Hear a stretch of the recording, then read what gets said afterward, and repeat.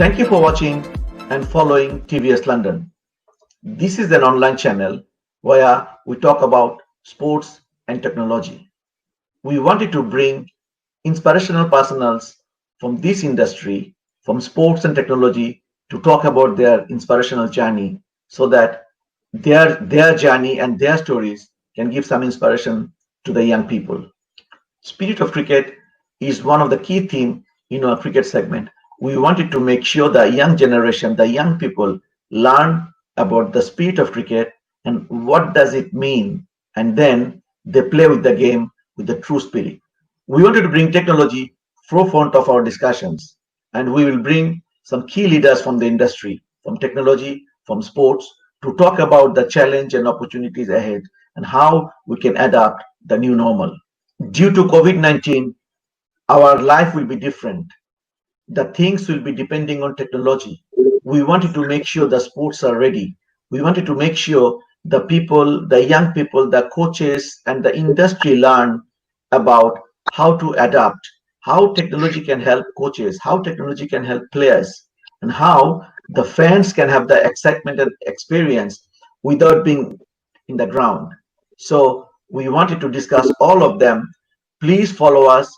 Please contact us if you wanted to tell your inspirational stories, and we will bring you in our discussions, in our program. And from you, there will be a lot of people will be learning.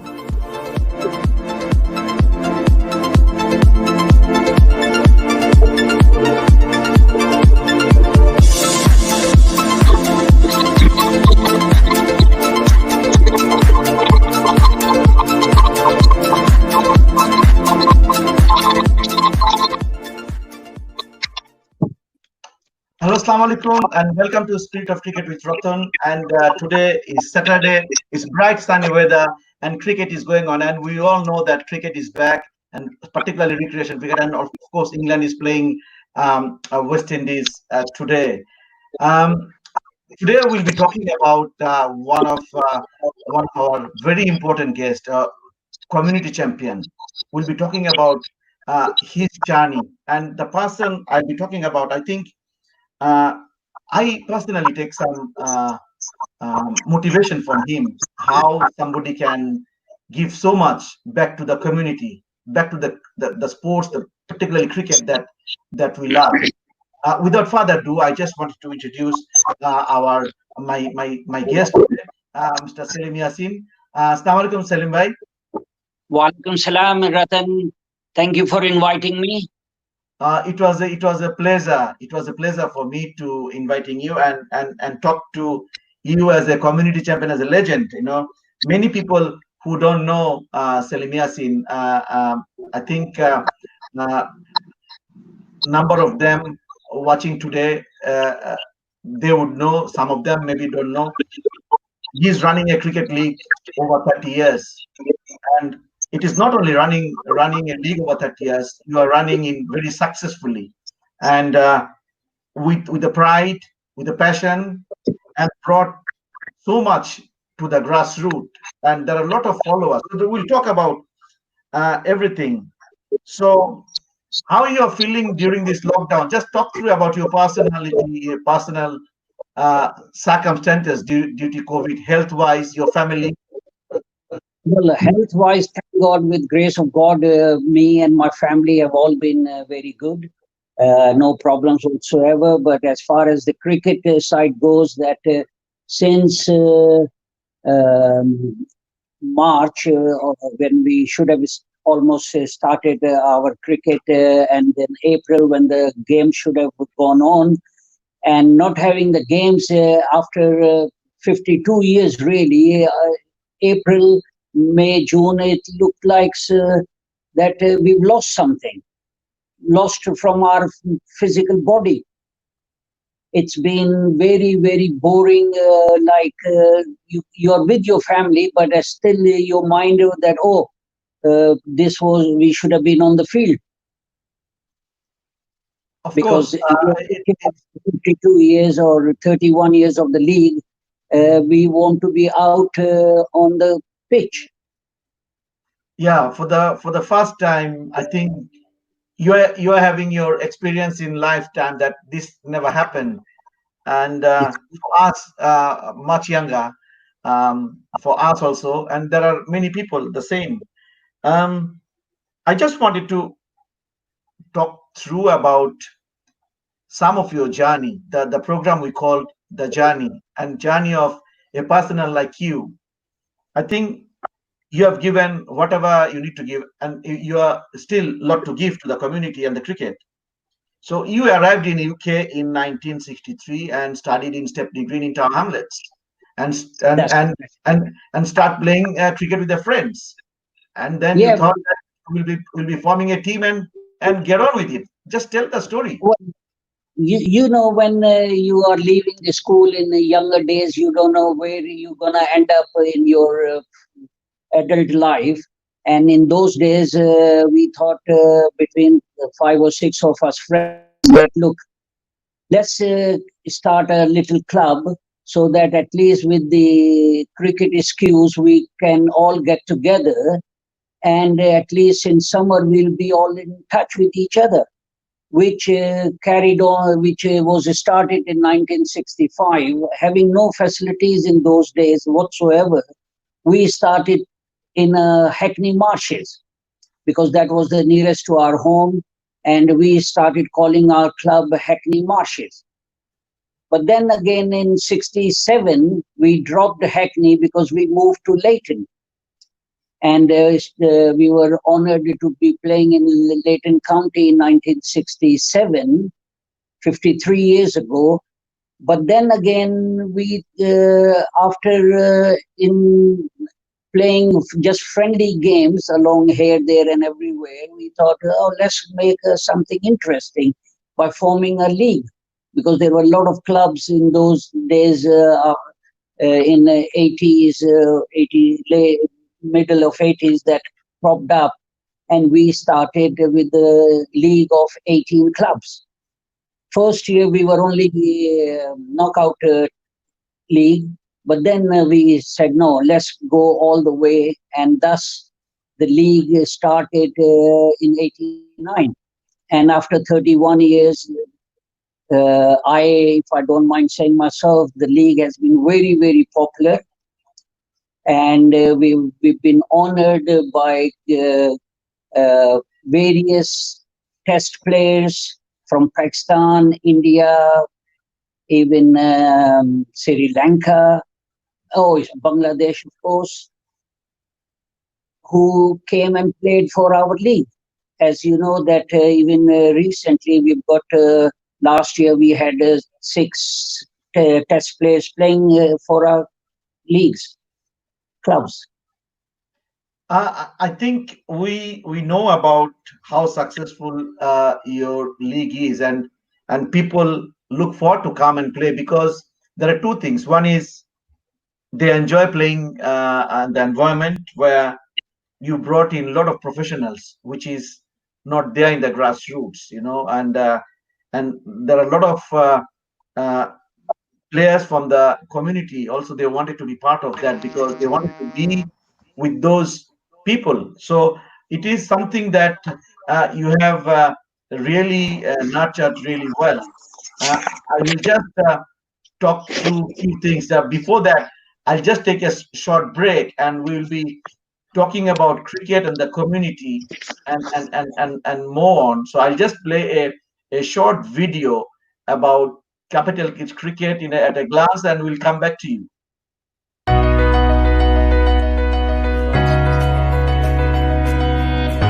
This has been about 7 months of planning, hardcore planning for the last 7 months to really put this whole thing together.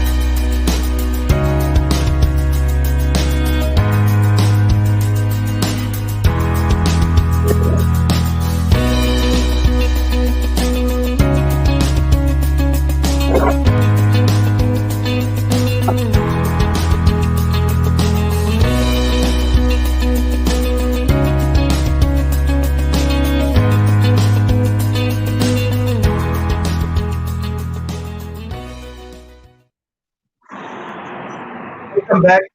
We just had a quick break, and then we are talking about one of our community champion, Mr. Salim Yasin. I'll bring back Salim Yasin on the screen again.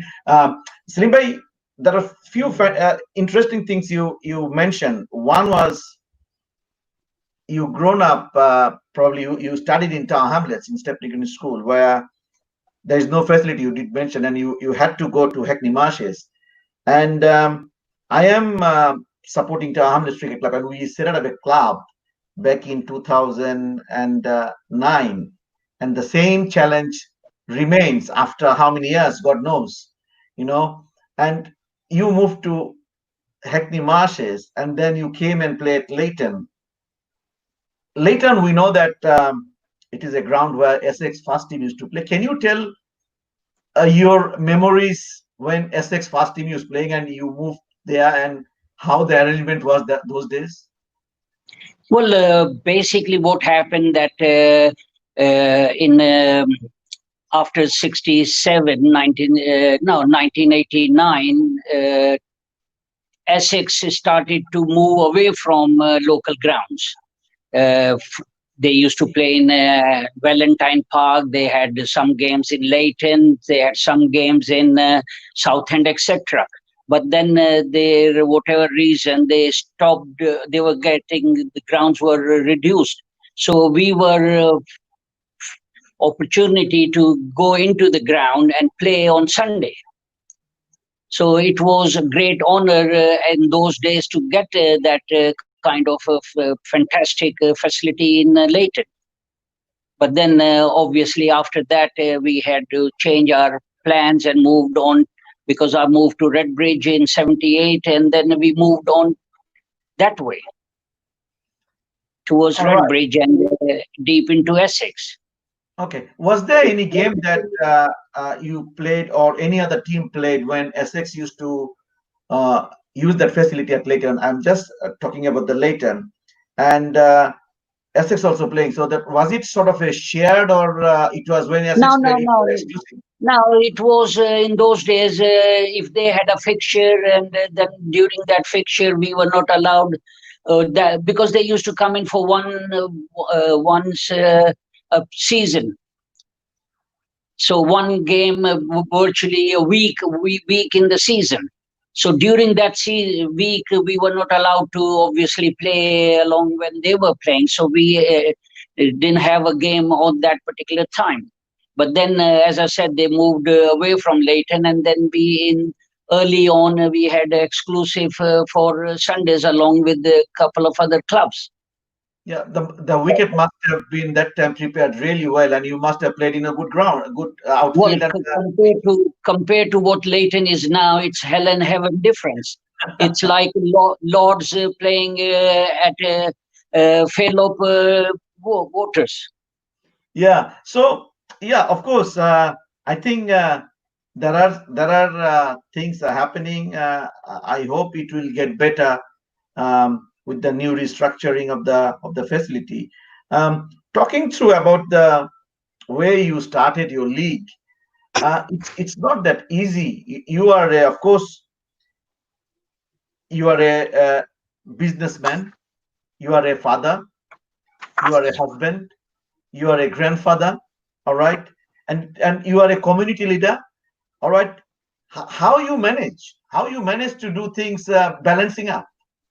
Well, fortunately, I had a backing of my wife, because on Sundays she did not disturb me. She All knew right. cricket was my passion and it was in my blood. So Sundays, whatever we had to do, it was during the week. Sunday was me and my cricket. Business wise, Monday to Saturday, because Saturday we come in, and because early on in the years up to 1988, I used to work in a bank from 1965 to 88. So therefore, Saturdays were free. So Saturdays were shopping days. Sunday was my cricket days. So therefore, without the help of your family, you can't do it, because when you have now my youngest son is nearly 40 and the eldest is 46. So you need that help from your wife. Of course, without family support, it's difficult. And I know I've been to your different events, and I met Bhavi several times, and she's a great woman. Without her motivation, probably, definitely she was a motivator too. Yeah, as you must have heard me many times, I say that she is well, as we all know, that behind a successful man, there is always a woman. In my case, not just in the business, because she participated full time in the business as well, but looking after the kids and letting me free handed as far as the cricket's concerned. Of course, I think Not just cricket in London. As you are aware that I have done 5 years tournament in Spain, taking the yeah, teams from London to play there. I yeah, was fortunate to have a team in Dubai, yeah, and also I had a big relationship in Pakistan. yeah. We will come back and talk about all those things. But before that, I just wanted to touch on the journey that you've started. What are the obstacle? Of course, you got huge support from the family, and like myself also, without family support, we can't go beyond what we normally do. All right, and in your case, you are lucky, and my case, I'm also lucky, so that we can go and do the passion that we have, and we have got a support from the family. Of course, in your early age, when you set up the club and then you starting a league, what are the challenges you face and how you overcome those? Well, first of all, most important was finance, facilities. By not having facilities, and in early days, we were fortunate that we were sponsored by Bestway Cash and Carry. Sir Parvez Anwar was very, very graceful. He supported us with the finance. And then we were fortunate to get sponsorship from Western Union for about 8 years.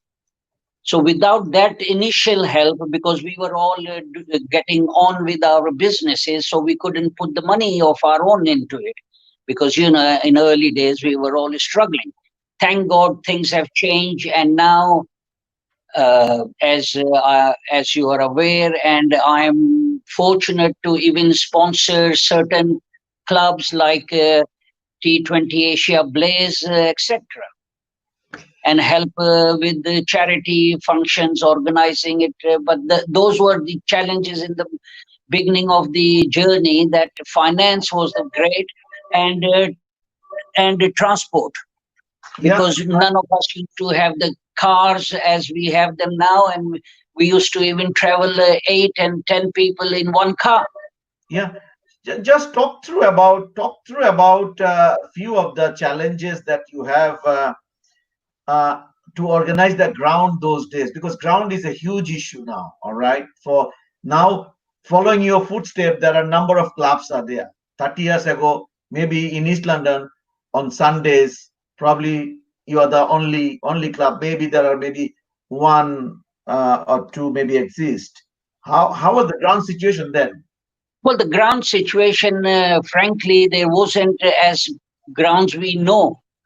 There was a club in Clapham, and we used to go to play as an away game there, and it was basically a park. And we used to choose a corner in the middle somewhere which was flat, and put our stumps there.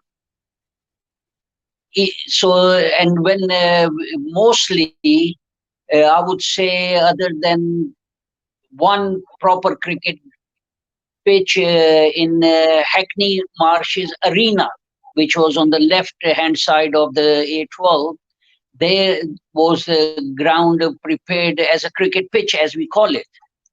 Otherwise, it was all on a flat park thing.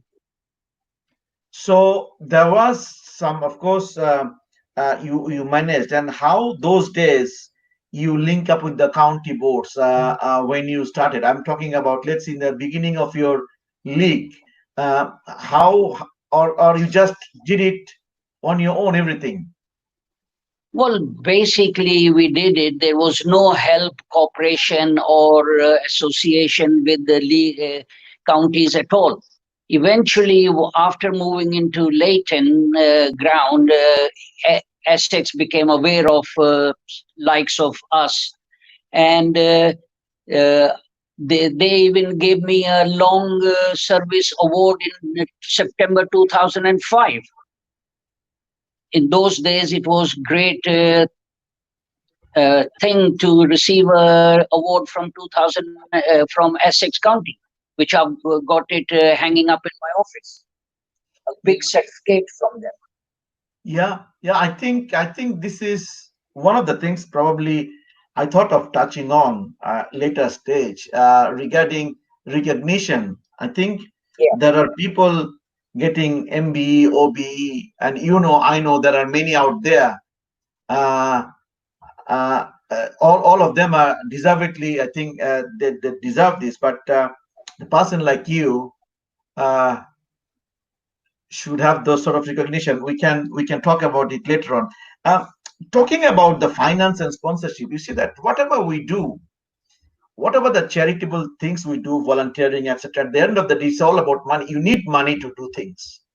Well, of course, without money, you can't even go out of your home to the ground. Yes, so you had challenges. Now, alhamdulillah, with the grace of almighty, you are supporting your league. There are a lot of people go out to you for support. Myself, from our charity, we went to you. You supported. You supported to our T20 Asia Blaze. You supported our Western Cricket Club. You support many other small organization and big organization. You are supporting hospices as well. The due to this COVID, things are changing. The business having difficulties. What do you think's future of community sports, where they will be coming person like you more than ever for support? What's going to happen? Well, you are absolutely right. The things have gone slightly bad to worse. Certain clubs are gonna either unfold or they're gonna come, but then budgets like small companies, small businessmen, people like us, our budgets have been reduced. So we have to look accordingly and then say to certain organizations, sorry, I can't help you as much as I did last year or whatever. Because, obviously you've got to look at your house first. I think this will But be applicable to many business. Will do the many, same. many business, many business, I'm aware of it. There are because I'm based in Green Street, my business is based in Green Street, East London, and I know there were four different businesses who were actively supporting cricket, and now they've completely cut the budgets out altogether. So it's difficult call. You see that we are talking about South Asian cricket. We are talking about our passion from subcontinent, Pakistan, India, Bangladesh, Sri Lanka. Cricket flows through our blood. The challenging time is ahead. We can't go to the ground. There are so much of restrictions. There will be restriction from the government. There will be restriction from everywhere in terms of finance, how they support. And as you know, that sports is a one of the greatest way to keep physically healthy, and you're mentally you can be refreshed. It can tackle your mental health. In your experience over the years, what you can tell to the all those clubs that going down, maybe as you said, the club may not continue, league may not continue, how we can pull together as a community, what we can do? Well, this is a great time that we should be rewarded or helped as a grant from ECB and our local counties. We should be getting help from them because as I said, and you said it rightly, that the local businesses may not be able to help us as much, because it's a great expense to run a small club. You're looking just a basic Sunday game. You're looking at around nearly 8 to 10,000 pounds.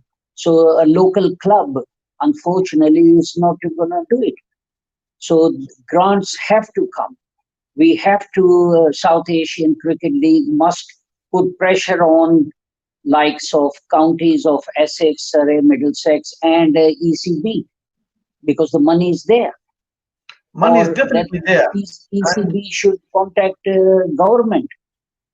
I think over the years, South Asian community, the people like you and many others who are organizing club from their passion, and hardly they went to the county board for money.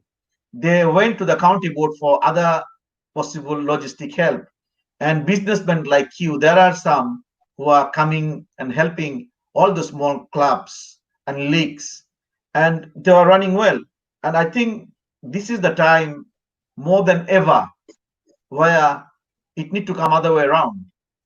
ECB and the county board need to look into, because they are counting our numbers.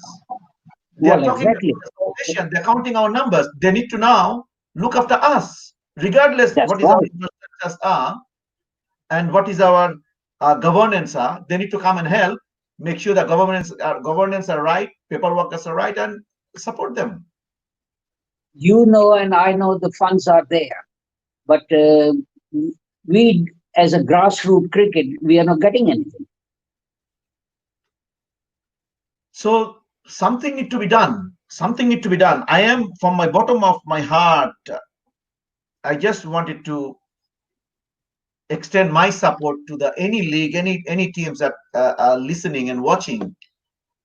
We are a part of a small charity, and we know there are ways you can get support from the government, from the, I'm not talking about the ECB. There are funding from ECB. There are other trusts who might help. So please do contact us, and then we'll try and help within our limitation. I think everybody of us need to play our role to make sure that cricket that we love is alive. Well, Um, we all have to do something to the grassroots with the youngsters. We can't just say, "Oh, Corbett has done this," or we can't get fundings, and then let the grassroots, where you are very much involved in it, for the youngsters, nine upwards, between 9 and 14, they are the teams, boys, girls. We need to look after them one way or the other, either doing charity or whatever, to get them carrying on with their passion. Because there is a great uh, boys and girls who love cricket. yeah, I think we play more um, unstructured cricket than structured cricket, because I was walking every day morning at Western Park, and yesterday when I was walking, it was about 8 o'clock. I saw about 15 of them are playing cricket. 8 o'clock in the morning with the table tennis, they are playing cricket, and I think all the parks are same, and they are not a club. They are Yeah. they are not under any structure. But these guys, if you go towards them, and they will be really happy, and we can get out of them a lot. Let me talk about some of the things that you did mention before about Spain. I know that one of the destination that everybody from England visits, because of the weather and because of the condition. It's a good cricketing condition, and you can spend longer summer or whatever you can talk about. Well, you can Just carry tell me on about playing how you until. thought of doing something, when it started Well, in your mind. basically, I'm fortunate to be partly living in Spain, So when I'm there, I used to see a lot of cricket games going on because expatriates are playing cricket there. And now with the funding from well ECB, Cricket Ireland, and Cricket Wales, uh, including Scotland, but Holland as well, they pumped a lot of money into Spain on improving the grounds. They had matting there, but last year there are two grounds where now we've got a grass pitches as well. So there is so how you plan that you take a group of people? How you Well, I start used to planning? go and watch. Yeah, I used to go and watch the games because, as I said, cricket being in my blood, wherever there was an opportunity, whether I was on a holidays or relaxing or whatever, I used to hear matches going on. So I used to go there, and I made associations with those grounds people, and then it came to you come to your brain saying, "Oh, let's do this," because we've been taking the teams in October, end of October. Weather is fantastic, playing conditions absolutely great, and we've taken in 8 teams to do a 3 days tournament on 2 pitches. Fantastic! Everybody loves it, I and think that's if somebody watching, if there's somebody can learn something from your our conversation, and particularly from you, that you saw something can be done, and you just get on and did it, and it came from your passion. So you didn't think about what's going to happen in the finance, who's going to come and do, but you did it, and it's a great success. well. As we all know, that with the grace of God, I am fortunate to put some finance into this thing because with the financial help, finance, you can't do nothing no matter how brilliant your idea was. Of course, as we discussed before, that it is really challenging for everybody. Without financial support, nothing can happen, and No. you are you are fortunate to be in this position to support your league by sponsoring from your company. I hope there are many other companies and passionate person like you exist in our community.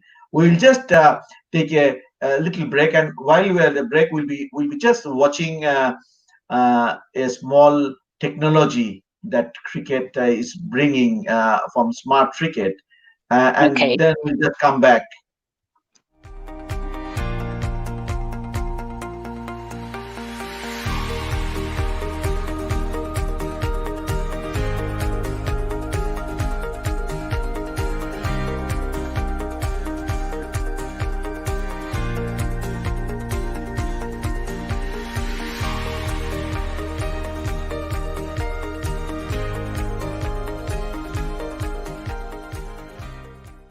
The question of what is smartcricket.com? Smartcricket.com is actually a movement which we started in 2016. We did a big experiment in 2017 during the Champions Trophy, and now we are ready with the first product, and we are also ready with a proper roadmap of what we are trying to do. Shot timing 98. Follow through angle 250 degrees. A little red thing that is on the that picks up all the valuable data. We did rigorous testing. We have tested close to 50,000 shots by now, and we have a lab in Santa Clara in US, and we have a lab in Bangalore.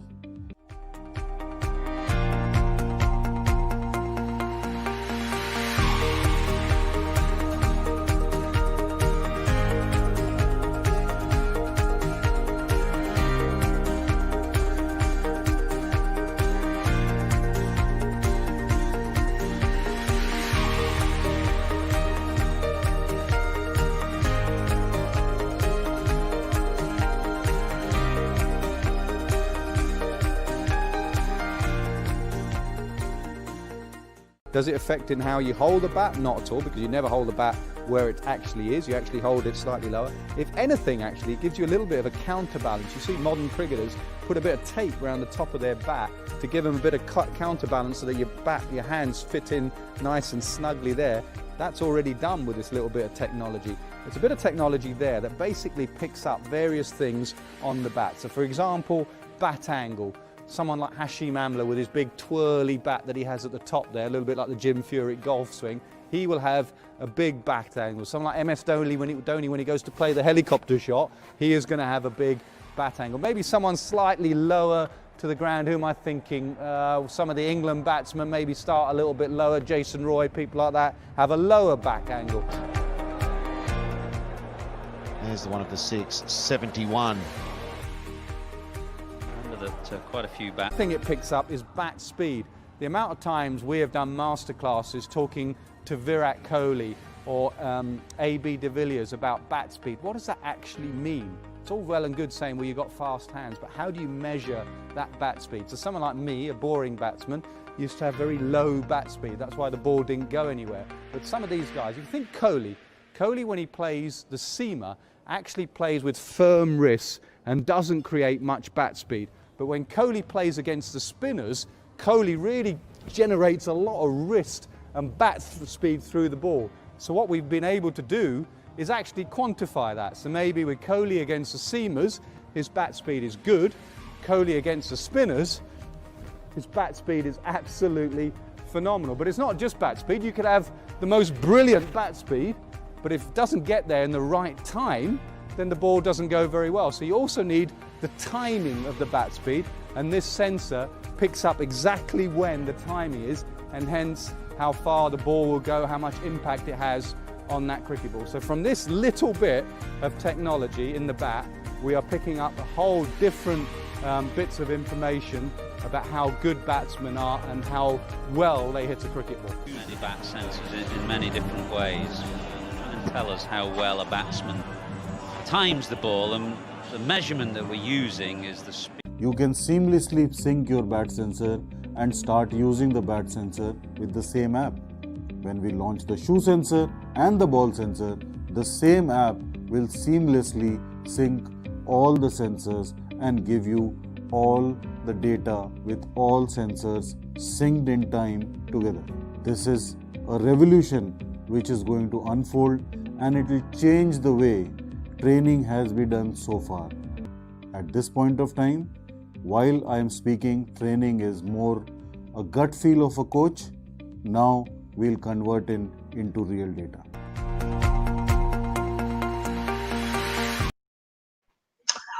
Oh, welcome back. So that we were just watching Smart Cricket documentary, and this is the chip that we were talking about, and it sits on the bat and it gives you so much of information. I think this is really good for the young people. At the same time, it's really good for the coaches.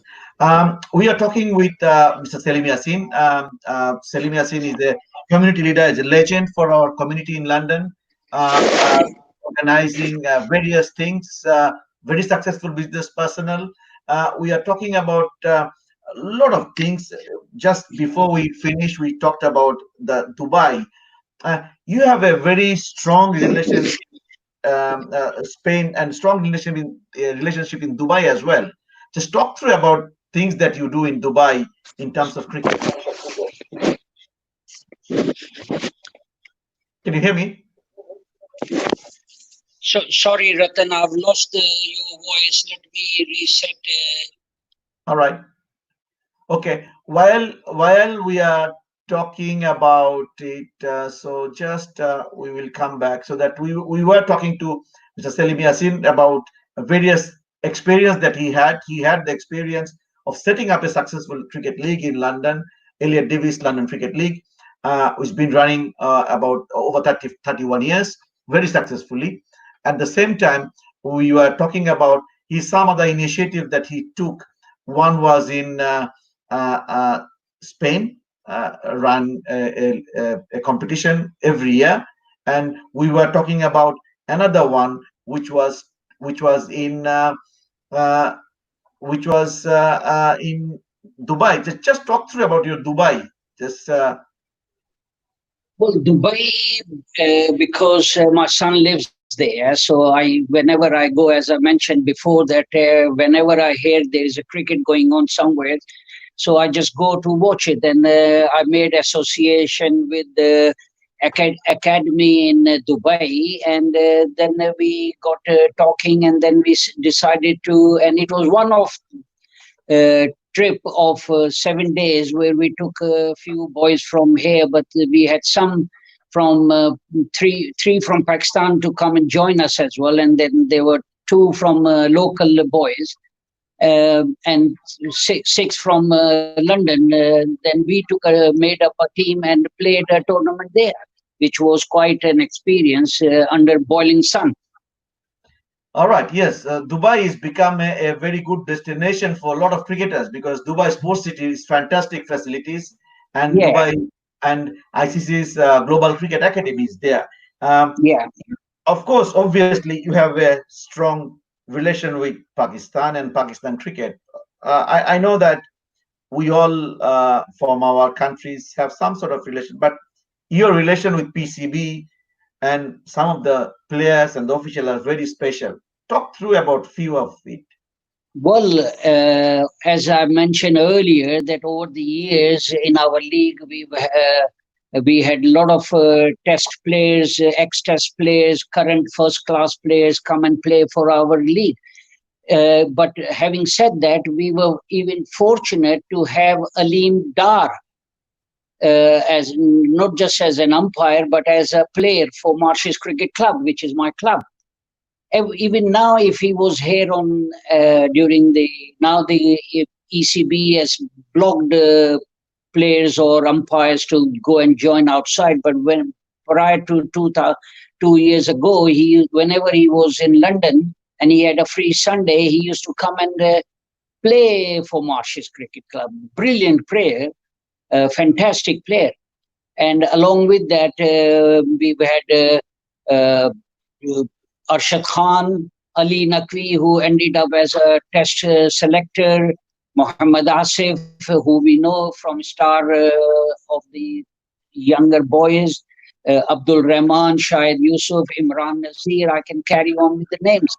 A lot of names came along, but they were all recommended to me by Azhar Zaidi, who's used to be ex manager of Pakistan team, and he came brought a couple of teams tours of UK, etc. And he is a very good friend of mine. And anytime if a great talent wants to have experience, he asks me to invite them, and then we have them playing for our club.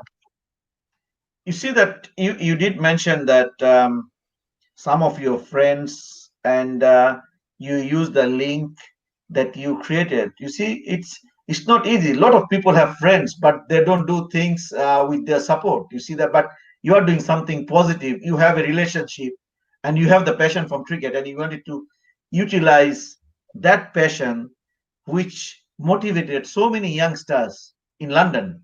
We are talking about cricket in Pakistan, but there is a strong link between Pakistan cricket and England cricket, Bangladesh cricket and England cricket, if we can bring those role models. Because the community growing up here, I'm sure there are Pakistani boys that are growing up here, British Pakistani. Sometimes they feel like they would play for Pakistan rather than England. Same in Bangladesh communities from here. Am I right? Yeah, of course, 100%. As you know that the passion when T20 Asia Blaze you started, how the young boys took pride in wearing their country's kit, which it was your brilliant idea. And those boys from Afghanistan and India, Pakistan, Bangladesh, when they wore their national kit, it was fantastic. It was unbelievable for them because many of them who would like to play there for Pakistan or India or whatever, but 90% will never get an opportunity. But with my association, I have been able to send 3 in last 3 years, 3 boys from talented boys during off season to Pakistan and play and gain experience in Lahore. This is absolutely brilliant that people are watching here. I think they need to learn the things that you can do for your community, for the young people. And you are one of the example, the how you promoted the youngsters and that let them play in Pakistan. And you are rightly said that the T20 Asia Blaze, why we created, the one of the reason was there are a lot of youngsters from our community wanted to represent their country. And as you Their can, country, yeah. 90% won't have opportunity, but when they wear the shirt, they feel pride. Yeah, they were wearing the shirt and I'm gonna play for Pakistan against India. Yeah, that's right. It was brilliant to see. And again, thanks for your support for this. And otherwise, that if you wouldn't support, I think at one time we were just breaking it down so that we could do it. And you came out and Because from with the all beginning. the hard work, I said Yeah. no way we've got to do carry on your brilliant idea. I'll just come back to about your relation with Pakistan again, and your league was somehow affiliated. You make some connection with the Pakistan cricket board at one time. How was that happening? How did you manage to do that? Well, as I said again, when you are back home, or I've mentioned 3 times already that wherever I am, holiday, relaxing, weddings, or whatever, I take a time out to go and watch the cricket. And with Azhar Zaidi, who used to run a very, very successful TNT club in Lahore, Alim Dar being a friend of mine, Asad Rauf, ex-umpire, they were all there. So when I used to go there, meet them up, and then I used to go and watch matches along with that. Then they knew what I do it in London as far as organizing and running up a league.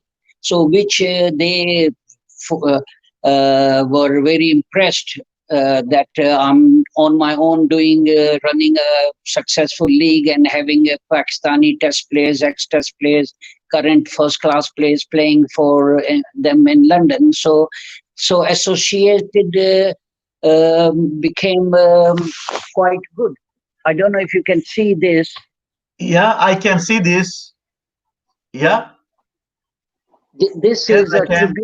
tribute award given to me by Pakistan ex-manager last year for services to cricket for 52 years.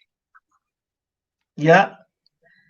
I think it is so important that we do things like that. And as I mentioned that that we lot of us we have the contacts, but we don't do what you've Well, been you got doing. to go out and approach. Of Well, course. I'm sure as you do it going back to Bangladesh and how successful you get there, when you go and approach and put your ideas to the teams there, they listen to you Yeah, and they will, absolutely. I'm just going to play a short video of Elliott Davis Cricket League, and we try to edit because in our program we can't do more than 5 minutes, so that we try and combine as much as possible. So we'll just play it and come back and talk the last segment. yeah.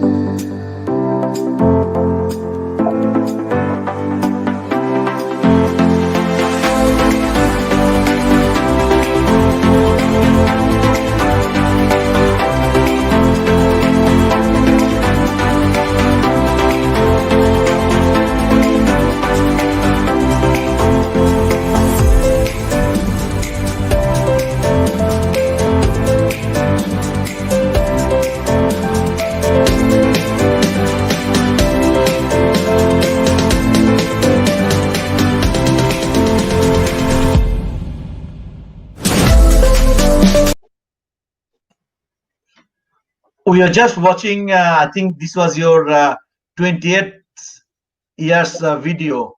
28th year, I believe. 28 years, that's right, that's right. And we try to compose as much as possible to make it shorter.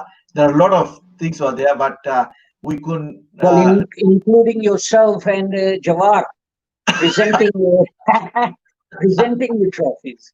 That's right. It was an honor, and I always love to be in your programs. It's full of joy and fantastic food as well every time. Well, thank God, we are able to do this for youngsters because it encourages youngsters who don't receive the trophy that when they see such a thing on the stage going on, getting trophies from mayor or whatever, then they think of themselves, and we encourage them that look, you missed out this year, but next year you'll be on the stage. Try. So they do their best to do that. Yeah, absolutely. And you've got to encourage youngsters. That's right. That's right. I think this is one of the things that I think you do successfully to show the pathway to the youngsters. If you work hard, you can reach your goal. We are conscious of our time, and I know that we talked about we may do 40-45 minutes. We already have 55 minutes, and I have a lot of things to ask. I think we can keep talking, but a few things that I wanted to hear from you, not for myself, it's for everybody watching as an organizer. What advice you would give to the organizers, the club, leagues, those who are organizing, anything that we don't do and you think that they should do? Well, we all do that to our best of the ability, and like new leagues coming along, or the old ones like NCL and Gujarati League, who are all experienced on it, but leagues like BCL who've just come on the platform, and we've got to encourage and help them. Not just saying that they are our rivals. I mean, last year, don't mind saying myself that I helped BCL by giving them about 68 pitches, helping them to do it. Without the pitches, they would not have been able to do their first season. Now, this year, they've managed to get some of their own seasons. So what my advice will be is to the leagues there, try and promote youngsters, because people over 25, 30, they've done their innings, they've gone back to the pavilion, they're playing hard, but encourage youngsters, because that's your grassroots, and that's what your fruit will crop. You've got to help youngsters like you are doing it in West Ham Park. Definitely. I think working together and helping each other, it can only build the relation, and the community becomes stronger.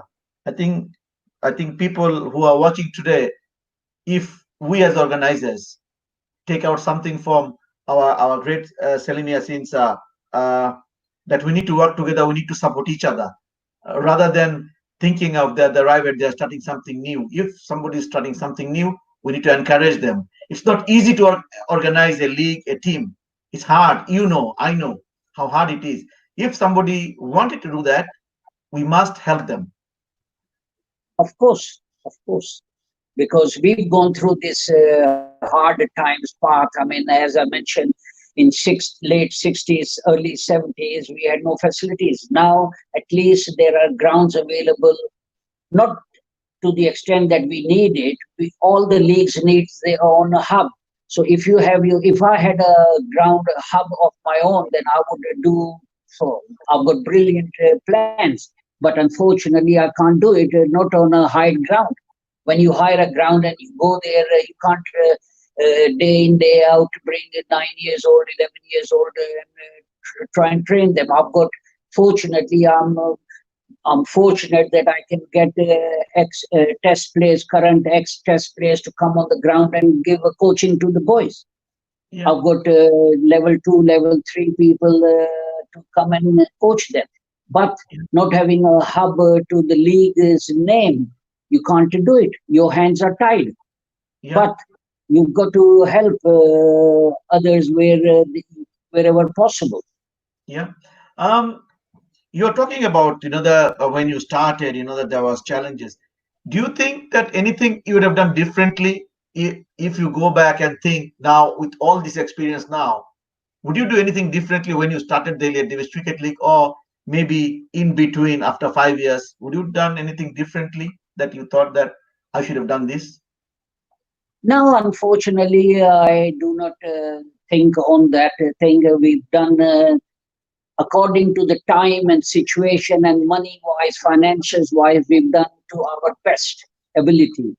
That's all you want to think on it, that you've done this, no regrets. If I had another £1 million in that time, without having the grounds, I couldn't have done anything. Of course. Or without having another, now that in East London, maybe we've got probably over 400-500 clubs. In those days, we only had 4 or 5 clubs. So what could you do? But according to the situation, we've done fantastic. We've done very well. Definitely. I think you have done really well. And you did mention about the regret. Do you have any regret for I'm not talking about the cricket, your league, or anything. Do you think any regret? No, I do not have any regrets. I'm fortunate that whatever I've done with the mighty God's help, grace of God, we've done it very successfully. It turned out very, very successful because we were open-hearted, open-minded, to encourage, discuss with youngsters or elders, and we discuss and we learn. Even now, if somebody gives me an idea, I say fantastic, because I'm still learning. You never say to yourself, oh, after 31 years of the league or running a club for 53 years, you've learned everything. You never learn yourself. That's right. That's right. Every day is a learning day. I think this is something that everybody, youngsters, and everybody, us, me and myself, to take it from you today. So we need to be a learner and be satisfied what you do and what you achieve. All right, and move on. I have got 2 more questions, maybe 3. You are a very successful business person, a successful person to organize a league, a successful family man. To the people out there, myself, your younger brother type, the people younger, what advice you would give to become a successful person as an individual? Well, I will say, if you are able and capable to help others, go and help them. Don't hold back saying whatever reason, because somewhere along the line, whether it's a youngsters, elder, whatever, they need help, and help them. I think this is something that we people don't do, to care and sharing. This is very unfortunate. This is very unfortunate that we say, oh, I've only made 99, let me make 1,000, and then 1,000 becomes 999. But out of that, you're not helping young others. Make a proportion, help others. God will give you extra reward. Brilliant, brilliant. I think this is something that for everybody, sports, not sports, you do anything, try and help others, and then you will be rewarded.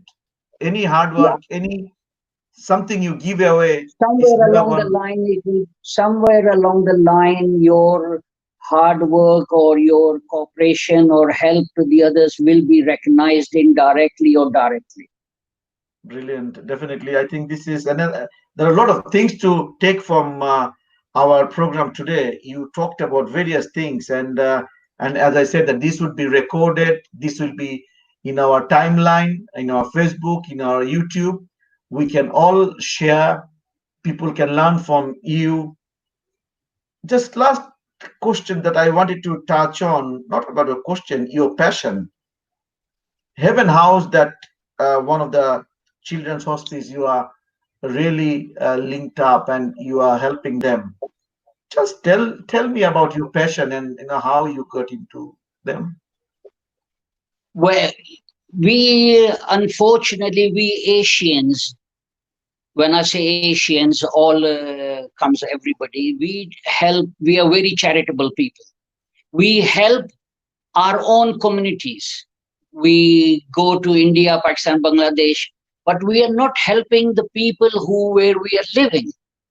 I heard of a Heaven House hospice where they are English company, English organized, and they help Asians. And if you go to their hospice in Loughton, you will see that 80% of the children they are looking after is Asians. Basically, what they do is if you've got a disabled child, husband and wife are looking after the child for 7 days a week, now and then they need a break. So if you went to them and said to them, look, I want to go away for a weekend, can you look after my child? They will come collect the child, look after the child to the 110% better, very, very quality thing, and without any cost. But they need money to run that and to do it. When I heard of it, I said, okay, I was only able to do one cricket match. The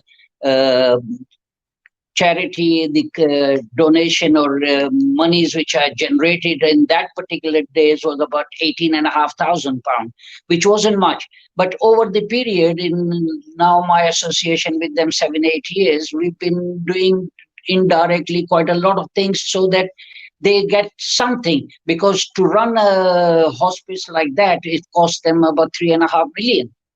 So we are going out of England, where we are living. We've got to look after our own community.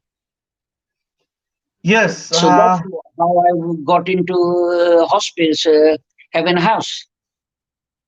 Definitely something that we should do more than ever. And you are rightly said that we are our community. We always try and support back home, and we don't support much of our community where we're living. I think this is so important that we support our community, and of course we have to support back home.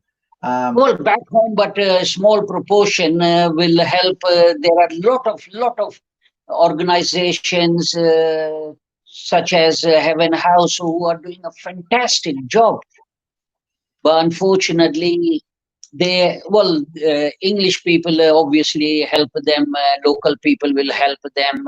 They've got various other ways of funding it. Otherwise, they wouldn't be in existence for last 18, 19 years. We are just finishing our program. So would you like to say a few words, your finishing remarks? Well, first of all, thank you very much for inviting me to your show. Secondly, I will say to anybody, as I've said it before, help others if possible, financially, or give your time to encourage if you are able to do in sports coaching or whatever. Get the boys, children off the street. Do something off the street. So yeah, you carry on. So, everybody off the street, because our children are our future. Thank you very much. Thank you, Salim sir, for joining us, and we will be in touch. Thank you. Thank you, viewers. We are talking about we talked with Mr. Salim Yasin, one of our community champion, our community leader, our guardian, I should say. I learned a lot from him. His passion about cricket is beyond the imagination. Very successful businessman and very generous person to come and help. And if we can take something from his life experience, what he said, that you need to come out and help, and we need to work together. If anybody wanted to do something, we just need to go and help them. So for time being, we wanted to finish this show today, and we'll be looking forward to seeing you again with another guest next week or onward. Thank you very much, and Assalamu alaikum.